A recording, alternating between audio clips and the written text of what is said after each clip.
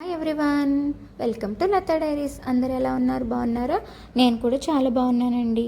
ఈరోజు వీడియో ఏంటంటే మా గ్రామంలో వెంకటేశ్వర స్వామి వారికి బ్రహ్మోత్సవాలు అయితే జరిగినాయండి. 3 రోజులు అంగరంగ వైభవంగా బ్రహ్మోత్సవాలు అయితే జరిగినాయి.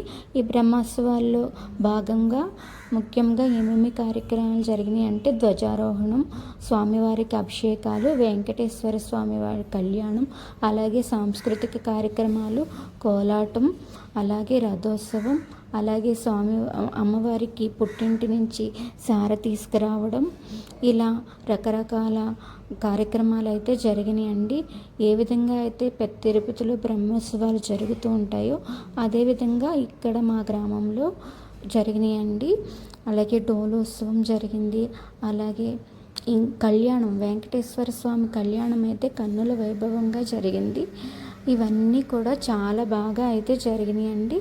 అన్నీ కూడా ఈ వీడియోలో చిన్న చిన్న క్లిప్స్గా మీకోసం అయితే నేను వీడియో షేర్ చేస్తున్నాను. తప్పకుండా చూడండి. అలాగే ఈ వీడియో కనుక మీకు నచ్చితే మన ఛానల్ని సబ్స్క్రైబ్ చేసుకోండి. అలాగే ఒక చిన్న లైక్, ఒక కామెంట్ కూడా చేయండి. వీడియో మాత్రం చాలా బాగుంటుంది. కోలాటం కార్యక్రమాలు, రథోత్సవం, కళ్యాణం, పుష్పయాగం కూడా చాలా బాగా జరిగిందండి. ఆ వీడియోలన్నీ చిన్న చిన్న క్లిప్పులుగా మీకోసం అయితే నేను షూట్ చేసి ఈ వీడియోలో పొందుపరిచి మీకోసం వీడియో షేర్ చేస్తున్నాను. వీడియోని కంపల్సరీగా పూర్తిగా చూడండి. మీ అందరూ ఆ వెంకటేశ్వర స్వామికి మీ అందరికీ ఆ వెంకటేశ్వర స్వామి కరుణా కృపా కటాక్షాలు మీపై ఉండాలని మనస్ఫూర్తిగా కోరుకుంటూ గోవిందా గోవింద. చివరిగా 12 ప్రదక్షిణాలు కూడా జరిగినాయండి. నెలకి ఒక ప్రదక్షిణ చొప్పున 12 ప్రదక్షిణాలు కూడా స్వామివారిని ఊరేగింపుగా 12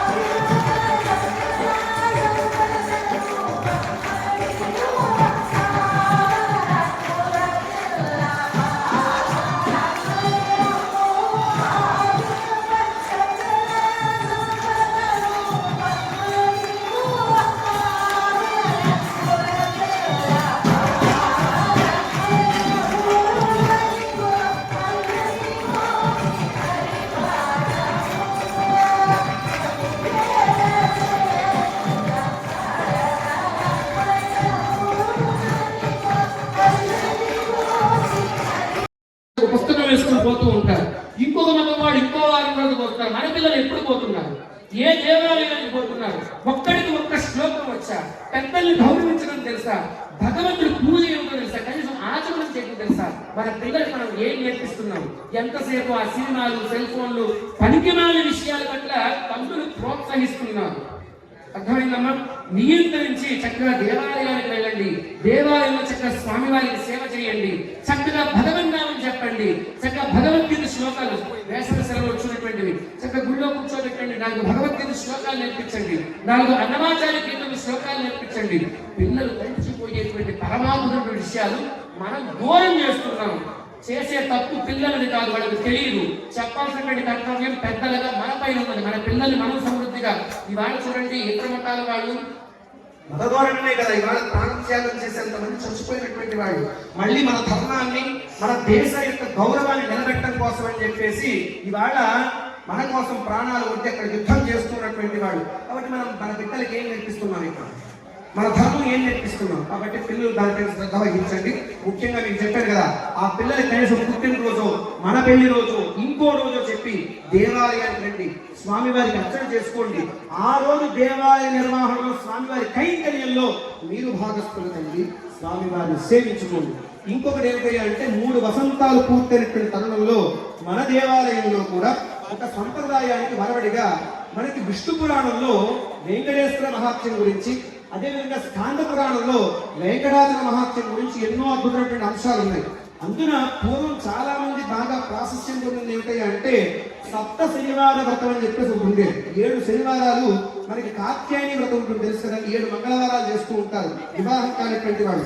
అదేవిధంగా పూర్వం సప్త శనివార వ్రతం అని చెప్పేసి 7 శనివారాలు స్వామివారి వ్రతంగా చేసుకునేటువంటి వారు. దానిపైన కొన్ని చలనచిత్రాలు కూడా మనకి ఆ మధ్య వచ్చినటువంటివి సప్త శనివార వ్రతం పైన.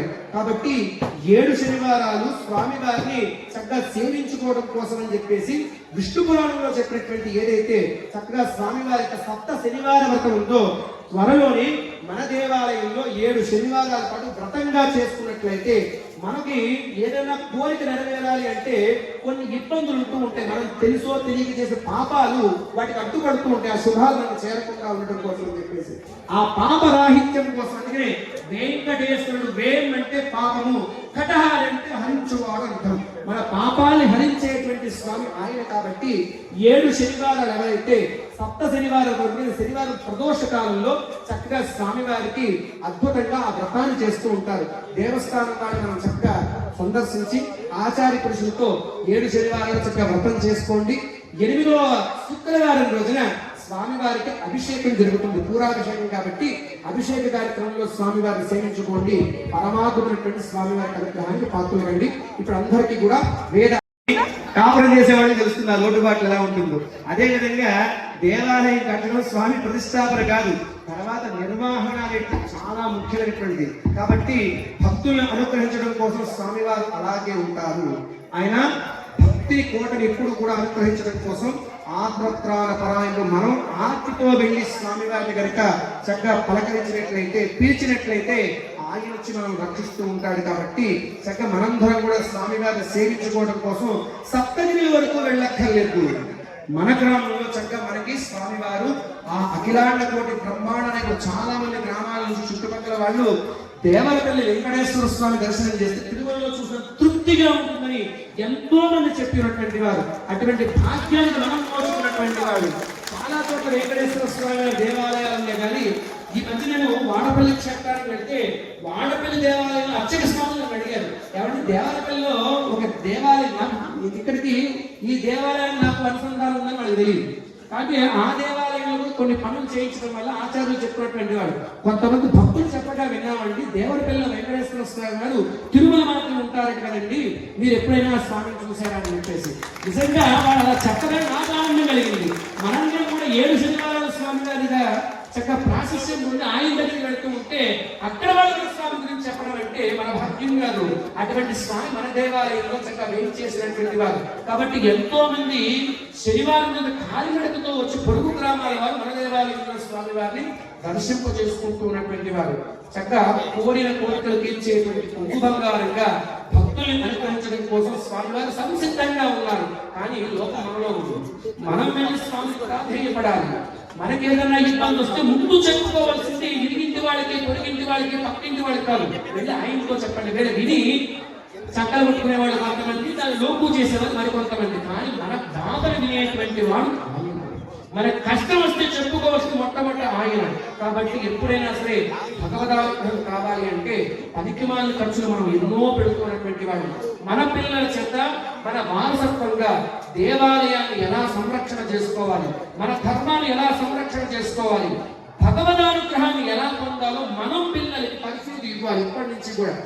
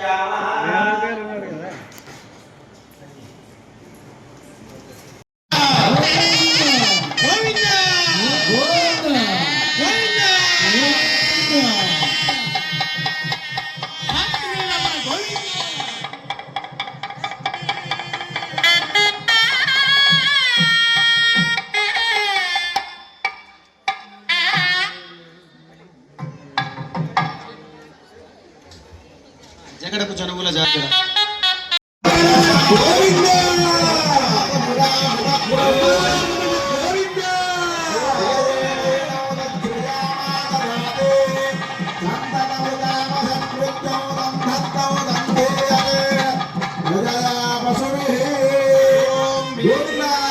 తర్వాత భూదేవి అమ్మవారికి కూడా రాత్రి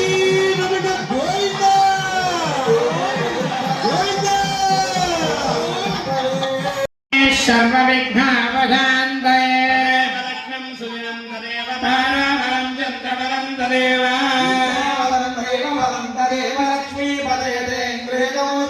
శ్రీ శ్రీనివాస పరమకరుణః భక్తాదే భాగ్యలక్ష్మీ కరదలకమలే సర్వదా దానలక్ష్మీ దోర్దండే వీరలక్ష్మీ హృదయ సరసిజే భోగకారుణ్యలక్ష్మీ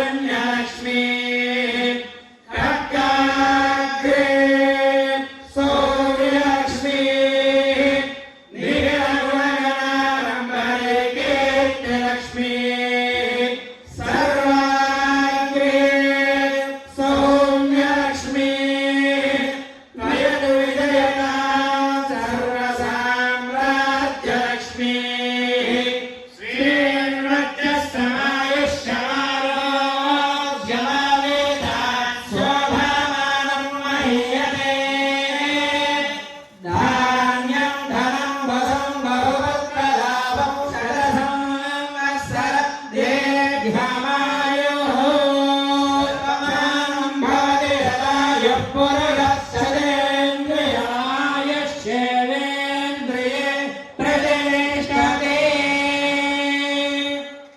అయ్యో చక్కగా ఇక్కడతో వేద ఆశీర్వచనంతో కార్యక్రమం పూర్తయింది కాబట్టి అందరూ కూడా ఒక వరుస క్రమంలో దయచేసి మనందరం ఎవరు మనుషులు అవునా? సృష్టిలో అత్యంత చిన్న ప్రాణి చీమ. దానికి ఎవరైనా చెప్పారా వరుసలో వెళ్ళమని చెప్పేసి? మనం ఎవరు?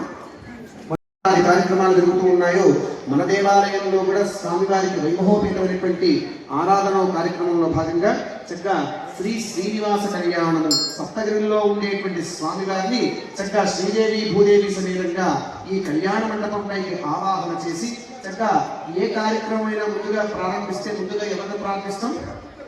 ఎవరు? విఘ్నేశ్వరుడు. ఆధవ పూజ్యో గణాధిప అంటారు కాబట్టి ముందుగా విఘ్నేశ్వర పూజా కార్యక్రమంతో ప్రారంభమవుతుంది. కానీ వైష్ణవ సాంప్రదాయానికి వచ్చేసరికి విఘ్నేశ్వర పూజ ఉండదు. ఎవరిని ఆరాధిస్తాం? విశ్వక్సేన ఆరాధన. ఆయనకి ఇద్దరు భార్యలు, ఒకరు జయ, రెండు సూత్రావతి సమేతంగా ఆ విశ్వక్సేన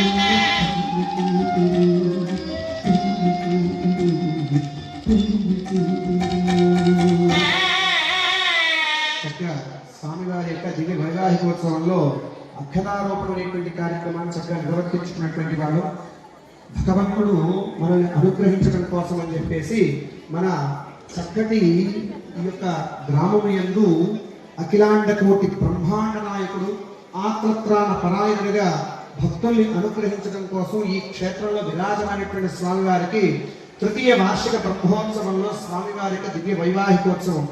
స్వామివారిని సేవించుకోవడం కోసం మనం కాదు, దేవతలు, యక్షులు, కిన్నెరులు, కింపురుషులు అందరూ కూడా ఆ స్వామి యొక్క పాదసేవ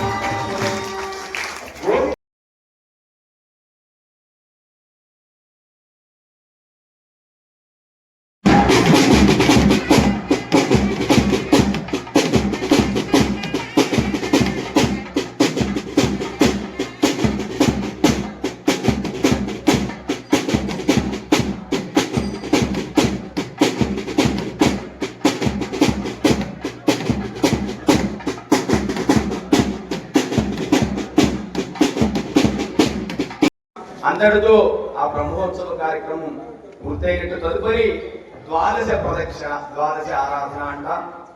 ఎందుకు ఈ ద్వాదశ ప్రదక్షిణ చేయాలి? ద్వాదశ ఆరాధన అంటే ద్వాదశ మాసాః సంవత్సరః సంవత్సరమేవావరుంధే వేదం చెబుతుంది. 12 నెలలుగా సంవత్సరానికి. అలానే 12 సంవత్సరాలు ఒక పుష్కరం. 12కి అంత ప్రాముఖ్యత ఉంది. మరి మనం నెల నెల స్వామి యొక్క ఉత్సవం చేయాలంటే దానికి అందరూ రావాలి, వ్యయ ప్రయాసంతో కూడినటువంటి పని.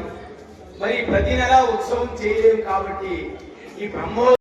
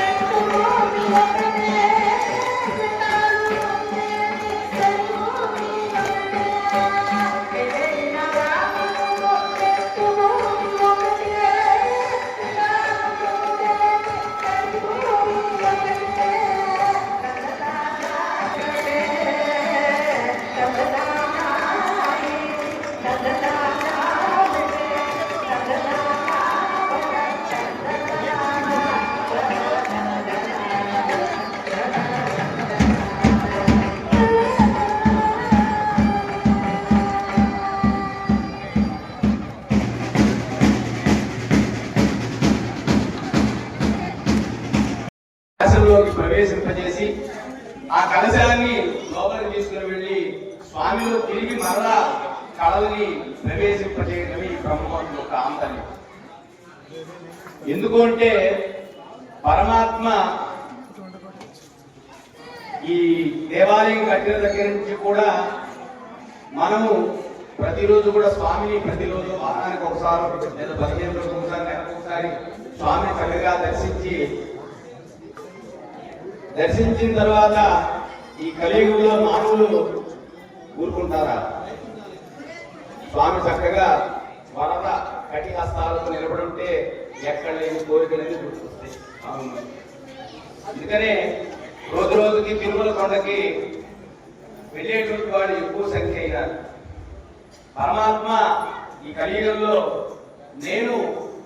ఈ కలియుగంలో ఈ మానవులందరినీ కూడా ఈ సంసార బాధల నుండి తప్పించడం కోసమై ఆ నడుము లోతు వరకే, ఆ పైన ఎక్కువ రాకుండా అంతవరకే ఈ సంసార బాధల నుంచి వీళ్ళందరినీ కూడా విముక్తి చేయడం కోసమై స్వామి వెంకటాచలం పైన